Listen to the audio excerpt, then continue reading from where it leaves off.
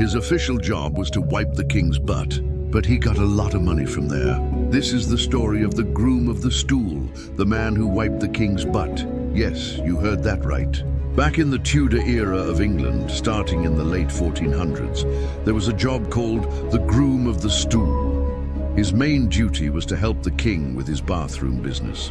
This included bringing the toilet, helping him get ready and, well, cleaning up afterwards. So why would anyone want this job? Because it wasn't really about the toilet, it was about access. Think about it. This was the only person who was completely alone with the king multiple times a day, in his most private and vulnerable moments. The Groom of the Stool became the king's closest friend and confidant. He heard all the secrets. He knew who the king was angry at, what plans he was making, and what he really thought about everyone in the court.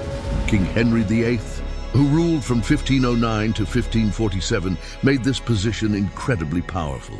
His grooms weren't servants.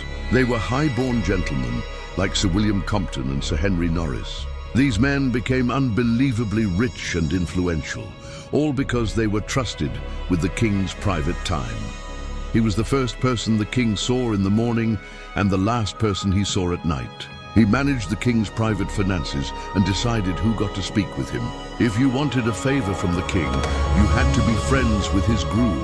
The job was so prestigious that it continued for centuries, though it became less hands-on over time. Eventually, the title was changed because, let's be honest, Groom of the Stool doesn't sound very glamorous. So, the next time you think about power, remember the Groom of the Stool. It proves that sometimes the worst job in the world can actually be the best one.